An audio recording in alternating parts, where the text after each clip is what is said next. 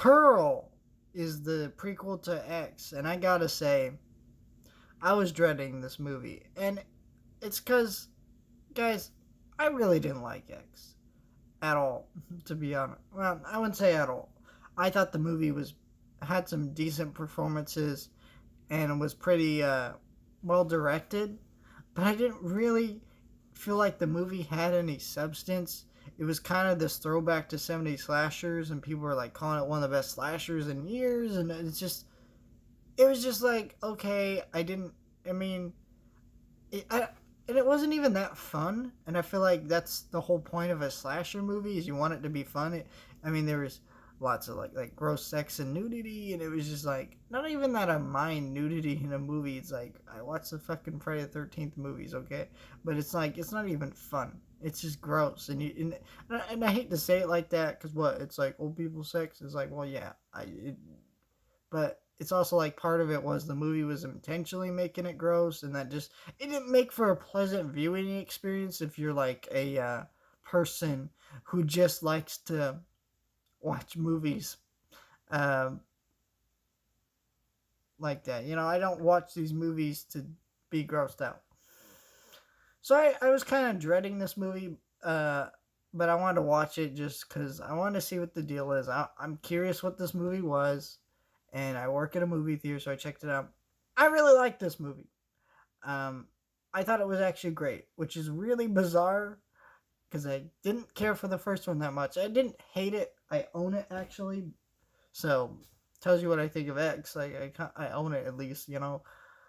But this one I really liked, and what I liked about it is this movie was very reminiscent of like old Hollywood. This movie was set in 19 in like the early 19, well, not early 19 but late 1910s, towards the end of like World War One and stuff, and it was and it was really it captured that time period so well. But what I really liked about this movie was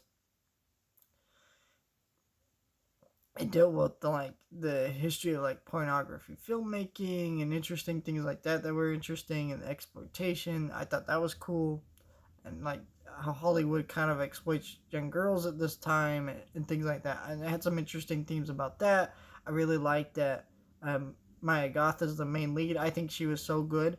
And what's great about it, I feel like there was a lot of like she was playing a crazy person, but it also felt like she had a very Judy Garland um, vibe to her. I specifically say that because you can see some Wizard of Oz influences on this movie, which is really weird to say. But yeah, this movie had a very classic Hollywood feel.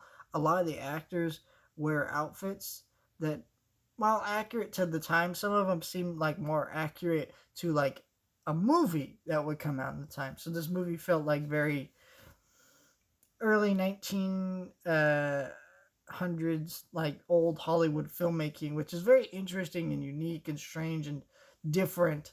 Um, which I find funny that it's so reminiscent of Wizard of Oz, because if Wizard of Oz didn't come out till like 1939, so, but I don't know. I just really enjoyed that vibe of this movie and the way it went about, and this character and her sentient madness. It's interesting. Her monologues, her performances. It's fantastic. This is actually a great movie in its own right, and I really, really enjoyed that a lot. And this, it was weird because I just really liked this movie. Again, very bizarre because it feels like very bizarre to be like, I hated this movie. Not even that I hated it. I just wasn't into this movie, and be like, I loved its prequel though. But fucking X, here we are. So now it makes me really interested in the third movie of this trilogy, which I did not stick around to see the trailer for. I'll just kind of go in surprise because that's how I prefer to do things. But yeah,